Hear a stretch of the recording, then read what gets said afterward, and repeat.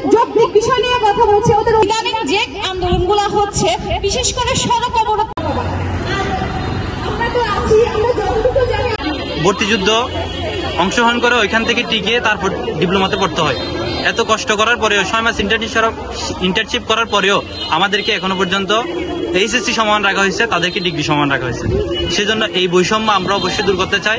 আমরা চাই আমাদের এই ডিপ্লোমাকে ডিগ্রি সমান দেওয়া হোক।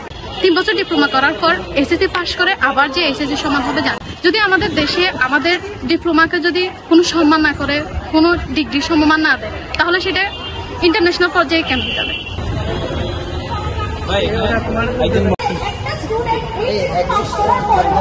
ভর্তি পার করার পর আমরা 3 বছর ডিপ্লোমা কোর্স করি। ডিপ্লোমা কোর্স করার পর আমরা দেখি আমরা 6 মাস ইন্টার্নি করি। এরপরও আমাদের সমমান হচ্ছে একজন এইচএসসি পাস করা স্টুডেন্টের মতো।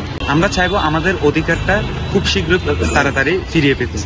পরবর্তী হয়তো এখানে ছেলে মেয়ে খুঁজে পাওয়া যাবে না, কারণ কেন আসবে তারা ইন্টারমিডিয়েট শেষ করে তো কষ্ট করার পর তারা কেন আবার ইন্টারমিডিয়েট সমান হবে? কেউ কি আসবে? আসলে আসবে না, হয়তো না জেনে আসবে। সেজন্য আমরা সরকারকে জানিয়ে দিতে চাই যে আপনারা অতি শীঘ্রই এই 3 বছর মেয়াদী ডিগ্রি এবং 6 মাস ইন্টার্নশিপ এই কোর্সকে আপনারা অতি শীঘ্রই ডিগ্রি পাস কোর্স সমান করা হবে।